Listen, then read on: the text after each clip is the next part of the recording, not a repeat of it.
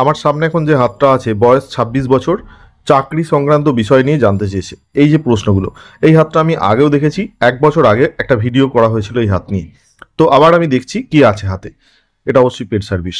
প্রথমেই দেখব এই হাতের পজিটিভ কি কি জিনিস আছে। বৃহস্পতি পর্বত অত্যন্ত শুভ এবং ভালো। এত চওড়া বৃহস্পতি পর্বত থাকলে বুদ্ধি, উচ্চাসা সব কিছু কাজ করে। জাতক চেষ্টা করে সবসময় কিছু না কিছু করার। বৃহস্পতি পর্বতে চতুষ্কোণ আছে, যেটা অত্যন্ত শুভ। শনি পর্বতও ভালো, এখানে কোনো অশুভ চিহ্ন নেই। রবি পর্বতে রবি রেখা খুব ভালো, রবির পর্বত ভালো, কিন্তু কিছু আড়ি রেখা আছে। বুধ পর্বতে বিবাহ রেখার জায়গাটা একটু খারাপ আছে। তো এই হলো প্রধান গ্রহগুলো। আর এখানে নিচে চন্দ্র মঙ্গলও খুব ভালো আছে।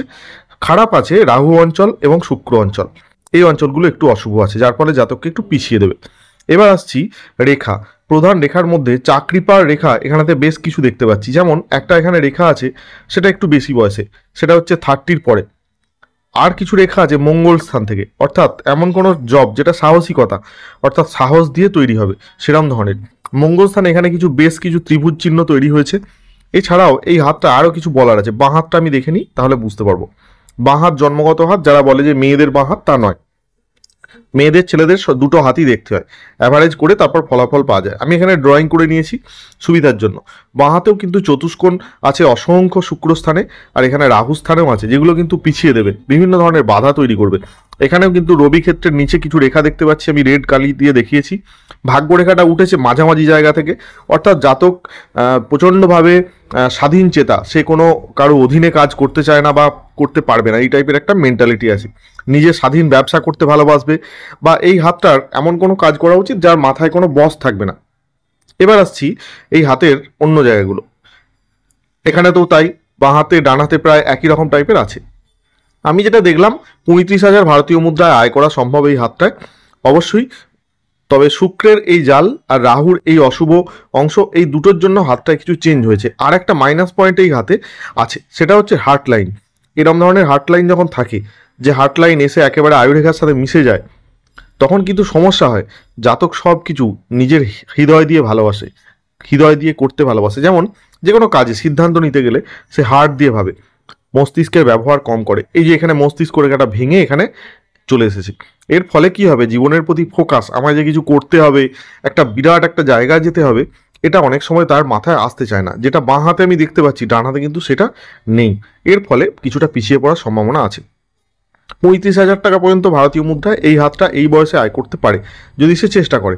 এবার যে প্রশ্নগুলো আছে, সেই প্রশ্নগুলো ধরে ধরে আমি বলে দিচ্ছি। জীবনে কি আদৌ চাকরি হবে? এই হাতটায় সরকারি বড় চাকরি পাওয়া খুব একটা কঠিন নয়। রাহু এবং শুক্রের বাধা কাটিয়ে উঠতে পারলে এই হাতে কিন্তু চাকরি হওয়া সম্ভব।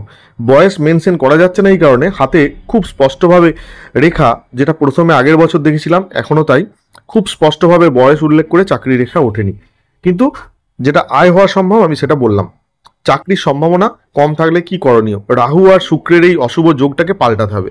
রাহু আর শুক্রের অশুভ যোগ পাল্টানোর একটাই উপায়, কর্ম করা, অসৎ বন্ধু বান্ধব থেকে দূরে থাকা, কোনো নেশা থাকলে সেটা থেকে দূরে থাকা, শর্টকাট রাস্তায় না যাওয়া। এই হলো পয়েন্ট। এই পয়েন্টগুলো যদি কেউ মেনে চলে, রাহু আর শুক্রের প্রভাব কেটে যাবে। জীবনে অতি উচ্চ বেতনের চাকরি না, এই হাতে ৭০-৮০ বা ১ লক্ষ বেতনের চাকরির রেখা এখনও পর্যন্ত ওঠেনি। অবশ্যই প্রাইমারি স্কুল বা সরকারি ক্লার্ক, যেগুলো ৩৫ থেকে ৪৫K এর মধ্যে বেতন, এই ধরনের চাকরি এই হাতে হওয়া সম্ভব। তবে আমার দৃষ্টিতে যেটুকু মনে হয়েছে, হাতে এই বেশ কিছু বাধা আছে, যেগুলো কাটিয়ে উঠতে পারলে জাতক নিজের চেষ্টায়, তাহলে কিন্তু এই হাতটা ভালো জায়গায় যাবে। কারণ হাতের খুব ভালো ভালো স্ট্রং পজিশন আছে, কিছু মাউন্টগুলো খুব সুন্দর আছে। হ্যাঁ, ম্যারেজ লাইনে অবশ্যই গোলমাল আছে, সেটা কিছু করার নেই, এটা কারেকশন এখনই হবে না। কারণ হাতের এই মেন্টালি লাইনটা, যেটা আমি ডান হাতে দেখলাম, সেটা যদি কারেকশন হয়ে যায়, তাহলে অন্য জায়গাগুলো কারেকশন হয়ে যাবে। আরও ফোকাস চাই, তাহলে কিন্তু এই হাতটা সংশোধন হওয়া সম্ভব। আচ্ছা, যাই হোক, তো সবশেষে আমি যেটা বলবো সেটা হচ্ছে, ব্রেন লাইনে এই যে সমস্যাটা তৈরি হয়েছে, এটার জন্য হতে পারে জাতকের পারিপার্শ্বিক পরিবেশ পরিস্থিতি, গার্জেনের কোনো এমন কোনো প্রভাব, যেটা হচ্ছে তাকে এই রকম টাইপের করে দিয়েছে। এটা যদি কাটিয়ে উঠতে পারা যায় তাহলে শুভ। আরেকটা ভালো জিনিস আছে হাতে, সেটা কি কনিষ্ঠ আঙুল লম্বা, অর্থাৎ নেতৃত্ব দেওয়ার ক্ষমতা আছে এই হাতে। ঠিক আছে, তো এই ছিল সংক্ষিপ্ত একটা ধারণা চাকরি সংক্রান্ত ইস্যুগুলি আমি বললাম। এরপর যদি কিছু জিজ্ঞাসা থাকে এই চাকরি সংক্রান্ত, আমাকে হোয়াটসঅ্যাপে ভয়েস মেসেজ করবে, আমি তোমাকে বলে দেওয়ার চেষ্টা করব। আর এটা ছিল 1996 সালে জন্ম একজন জাতকের হাত।